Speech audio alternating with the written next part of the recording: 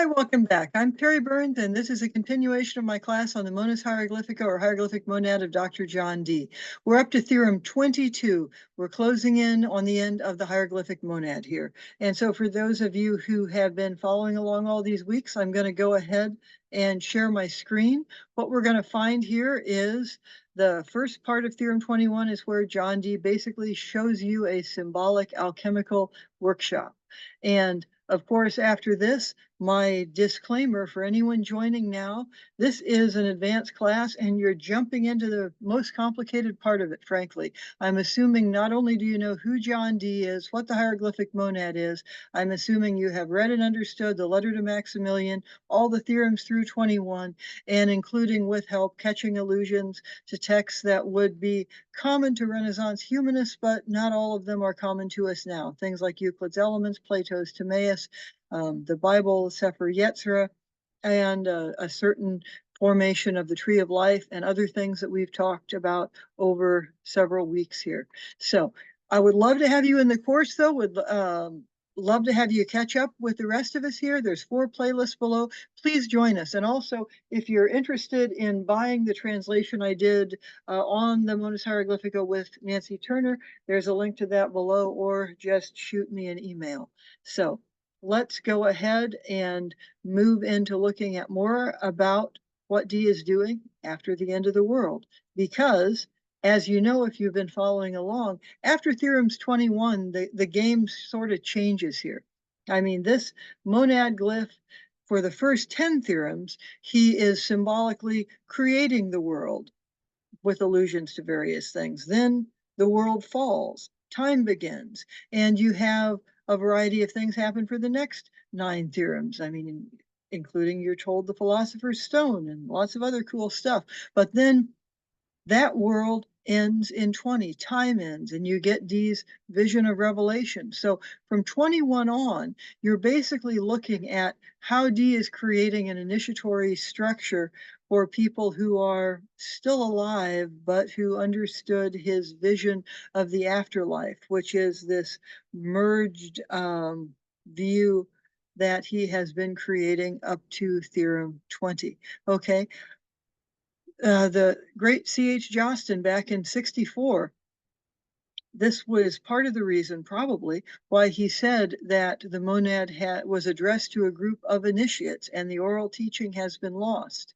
The only thing I disagree with Jostin about is the idea that that oral teaching has been lost. I don't think it has been lost. I think it's not easy to find, but I think notable when one finds it.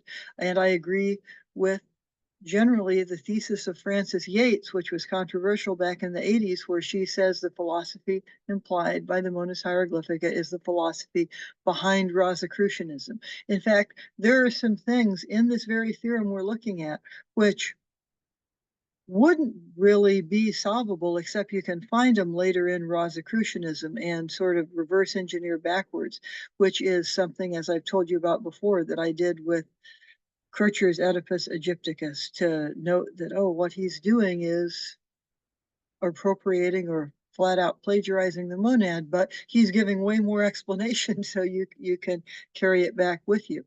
Anyway, in the last theorem, what D did was lay out an initiatory structure. He set up 4 grades within 1 grade of the moon, and he hasn't talked about the other grade of the moon. So we might expect in this theorem, 22, he's going to tell us about the other grade of the moon. That would be logical. So we'll see if that's what he actually does. I do want to review just a few things about 21. Particularly remember that this glyph here, E, is made out of his upside down monad, the one you get before time starts and after it ends. Okay, and remember that it also corresponds to the way he had you project Venus upon the tree of life back in Theorem 13. And we went through here also and noticed all his doubling. He talks about double moon, twofold grades of the moon. He talks about how the moon is alive. Then he talks about these grades of which expert natural philosophers can find only 4 among all of created nature. Created nature is Malkuth, basically. Being, living, feeling, and comprehending. So if these are grades that are going to be projected on the tree, we're going to need to look at the fourth world, the world of Asaya, which just corresponds to the Sephira Malkuth created nature. And if we wonder what those four grades are, we looked through and saw different groups of four that maybe we could use, maybe the elements, maybe the four lower Sephiroth. Well, the four lower Sephiroth will only work if it is the four lower Sephiroth in the world of Asaya. And let me run through that in the next slide here. But the whole idea is that you are the vessel being transformed by the signs and symbols that you contemplate. That action of contemplating signs and symbols is a yesodic action. It's attributed to that Sephira. And so that's the path that what he's describing being the path of the initiate, which is set up in 21, becomes explicit, or at least that you're a vessel of some kind in Theorem 22. You're being transformed by moving up the middle pillar of the tree of life from Malkuth to Tiferet. Now, in his end of the world apocalyptic Theorem 20, it seemed like that was the great tree. But as we begin 21, where we realize because in the Sefer Yetzirah, there's no element earth higher up on the tree. Earth only exists in Malkuth. It's the three elements higher up in the tree that combining, mixing, and they form the earth. So we're talking about Malkuth in the fourth world. And E is going to represent that process. So we looked at the four worlds, right? How they could be attributed to the elements. They could be attributed to Yod He Vav He, but we are talking about with that E as Venus on the tree of life, really we're scaling it down to Asaya. And then where Yesod of Asaya is, that's the middle here, that's chorus, that would be the moon, right? And so these four Sephiroth, including Yesod, are his four grades of the moon in one sense. Now, let's go ahead and take a look at Theorem 22, not 20, we've done that already. Theorem 22, I'm just going to read through it and suggest some things for you to look at here.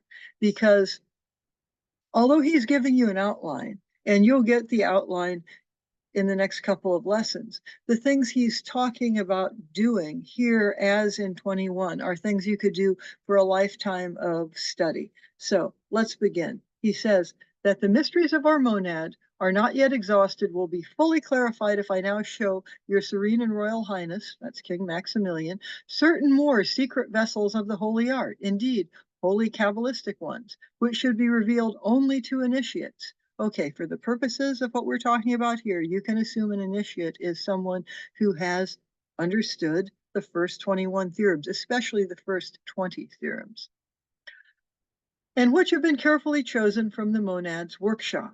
Let us therefore judiciously dissolve every nexus of our monad and then confer upon the individual parts so we may distinguish between them. Alphabetic signs has you see we have added here. And note that in any of his three sacred alphabets other than Latin, that is in Greek and Hebrew, letters correspond to numbers anyway. So alpha is 1, aleph is 1, and so forth.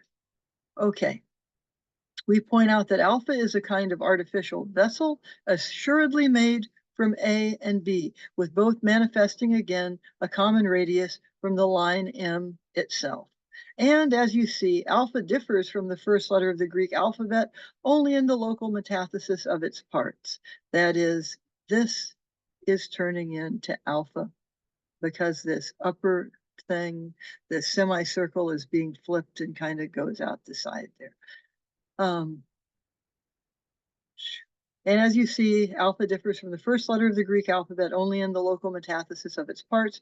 That is to say, once again, as we first taught, that true and mystical symmetry of the straight line, circle, and half circle. Granted, above we pointed out that it can be made from a circle and half circle. All of these return to the same mystical proposition. And lambda and delta, assuredly at first, are nearly like images of other vessels.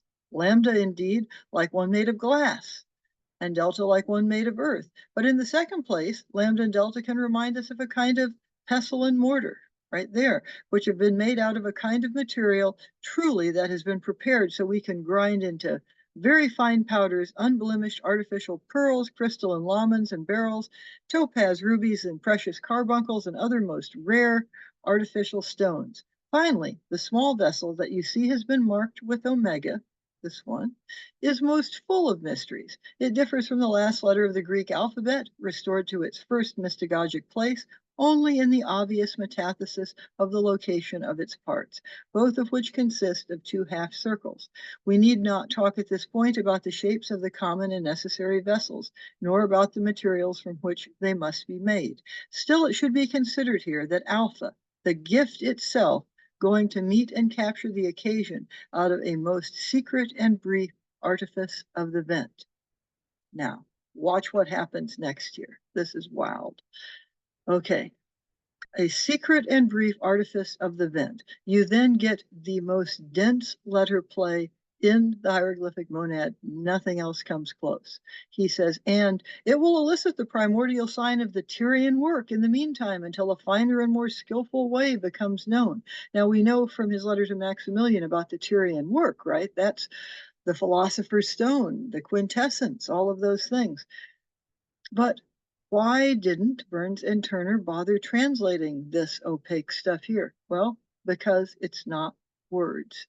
There was a fair amount of Greek in this theorem also. We translated the Greek, we translated the things that are words. These are not words. Litrovinium, oops, went ahead. It maybe looks like one, but it is not. Let me go back to that one before because I think I want to say a little more about it. All right. We'll try it again here. Okay, so Litrovinium maybe looks like Latin. It's not. And these words look like Hebrew. They're not. They're Hebrew letters. They're not words. So we can maybe rearrange them and find words. Give that a try if you want to waste, hours and hours of your time. Or maybe there's something different. But whatever it is, they aren't words. More on that in the very next video that I'm going to make. Then he says, but any external air or wind could cause great injury in the glass, lambda in its principal function. Omega, on the other hand, is a man for all hours. His deduction, the sacred art, who cannot yet suspect the sweetest and most salubrious fruits arriving from the mystery of, I affirm, those two letters alone. Some of these fruits were seen in a mirror, as it were. We shall bring them a little nearer, out of our Hesperidian gardens. And yet there is nothing that was not carried in the middle of our monad, for the straight line itself, appearing as alpha, is homologous to the last part of the anatomy of the cross, and those things marked with the letter M.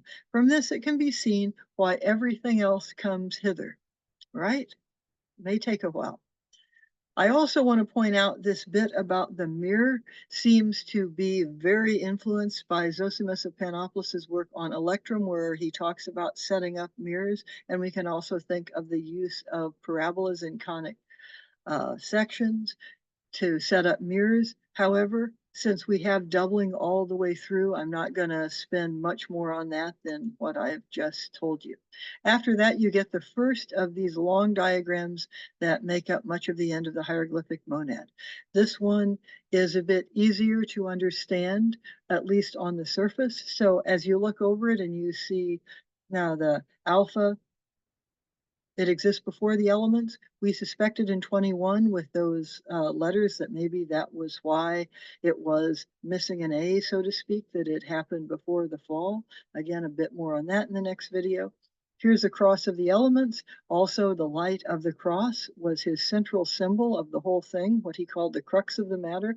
And it is by displacing that center of the rectilinear cross, making that the stone the builder rejected and moving it up to Tifereth in 20, that you have the most mystical image, I think, of the whole monad. And then omega, which he spent a lot of time talking about before, omega existing after. And you will get them over here. So 2, alpha, tau, omega. Notice that his mortal atom is male and female. And so is his immortal atom? Well, you consider you have a kind of hardcore feminist doing this course, so if I thought it wasn't, I probably wouldn't be doing this course. But the general structure here, even before you dive in deeply and study it, looks like it's birth, death, and rebirth, or birth, death, and resurrection, or the creation of the world, the fall of the world, and the resurrection of that world. So those are themes we have seen before here. So D continues and says, by these few aphorisms alone, I know that I am providing not only apodictics, that apodictics are informal proofs that your average person can understand, but conclusive proofs for those in whom blaze inner fire and vigor of heavenly origin, so they may indeed lend their ear to the teachings of the great Democritus. What were we told that was before? Oh, nature rejoices in nature. And then that referred us to a few other texts, that this doctrine is not mythical dogma, but a mystical and arcane, a medicine for the soul that is a precedent to healing, as also the logos of the creator of the cosmos works by rules, so that those men, godly minded and born of God, who seek it may learn from this consummate exposition of its mystical language. All right, so what are we to make of this? What we're going to do is go back to the beginning and see what we can come up with. What are the vessels and what are the tools in us that and which are you if you are the vessel that is being alchemically transformed? There seems to be vessels plural there, or do you transform from one into another? It might be in this case really helpful to consider that process of alchemical transformation in the vision of Zosimus on excellence, which was part of the Codex Marcianus, which, as I've argued before, is in a sense D's secret text here. And like Zosimus in the dream, you're both partaking in the process and watching it as a dispassionate outsider. What happens in the dream is Zosimus goes into the dream and things happen that are emotionally upsetting, and he wakes up out of the dream and then he understands it. Then he goes back in a second time. That happens again. He goes back in a third time. And in the third time, he is able to take the fourth step and becomes gold, becoming gold being the metaphor that I've borrowed from Dr. Shannon Grimes about basically becoming one with divine thought or one with divinity. Okay. Also in that dream of Zosimus, remember what happens when the snake is taken apart? Zosimus is told, take your sword and chop it up. Then he has to put it back together and that kind of thing. Well, it is a commonplace in alchemical writing that to alchemically transform something, you have to divide it up into parts. You burn out the dross, the transformation or transformations take place. We also have talked about how and I'm bringing this up because that first drawing looks kind of like a workshop. We've talked a little with Zosimus about some of the alchemical apparatuses. This would be like the Bain Mary, and it's used in the Chrysopoeia of Cleopatra. And F. Sherwood Taylor, who was an excellent, I mean, he was the person who did the first comprehensive study of Greco-Egyptian alchemy, thought that's what Zosimus was referring to. This is just a kind of distilling apparatus that allows for fractional distillation, so you can separate out different liquids. The bottom of it's going to have a fire, but the water in it is going to be fiery water because there will be some kind of volatile substance put in there like mercury, or in the case of what we read, sulfur. This middle part you can also think of best as a keratakis, a reflux apparatus. And think about that diagram as a kind of reflux apparatus. And I think you'll make more sense of this theorem more quickly. Okay, we're going to go back to the beginning and look at this again. As I've mentioned, the word vessel is used throughout this theorem, and it can also mean a tool, and sometimes it can mean in a double sense, and he's saying things twice often in this theorem. But this is theorem 22. D has been keeping us, it seems, in a sort of Pythagorean echo chamber where the number of a thing is never accidental. So what is 22? It's the number of letters in the Hebrew alphabet. What has D made the philosopher's stone? 252, the multiplied powers of the three types of Hebrew letters. So it's not a big leap to figure that alphabets are going to be real important in this theorem. In fact, they're going to give you a lifetime of study beyond this theorem if you want to take that opportunity. So this drawing is resembling a retort or distilling vessel. It's not a very usable one. So what is being burned is here in the bottom is omega, right? And it's going up to alpha, or is alpha dripping stuff down on omega? That's a good thing to figure out. It seems that the omega is being fired and parts of it are rising up to alpha. And he is described lambda and delta, these as mortar and a pestle. We see the V and X, maybe from LVX in there. Then what are we going to do with this DMMG? I mean, that seems a bit odd, doesn't it? More on the M's in a moment here. Some of you may know the work of David Oveson, who that was a pen name for the late art historian Fred Gettings. He had a work called The Secret Book of Shakespeare, and just as a fun aside, he used the opening of the theorem for his chapter on the sacred monas of John Dee. Some other things, when Dee is talking about dissolving every nexus of the monad, everywhere things are joined, that's an allusion to the alchemical stage of dissolution or dissolution. Also, Dee has used an unusual word in Latin for literales, of or pertaining to letters or writing, rather than just using the usual word for letters. So what is of and pertaining to letters and writing? Anything that you can do a metathesis with. And a metathesis is just a changing of the orders of parts, or knowing what part to substitute in sometimes. So he is doing a metathesis of shapes here as well. It is worth telling you that you can't understand this theorem just by reading all the letters as parts of words. It won't work. We're going to go on here as soon as I get my screen back. I have wound up having to have a kind of lower tech approach to this course here. I'm sorry, I don't have the best computers in the world. So we'll see if I get the screen back or if I re-record. Oh, the screen is back. There is a goddess. Wonderful. Okay, some other things I just wanted to say for you to think about while you're reading through this. First of all, I don't expect you to solve it. I mean, I worked on this thing embarrassingly. I've worked on this thing for over 10 years. But it will have an effect on your understanding to try to solve it before you're just told the answer.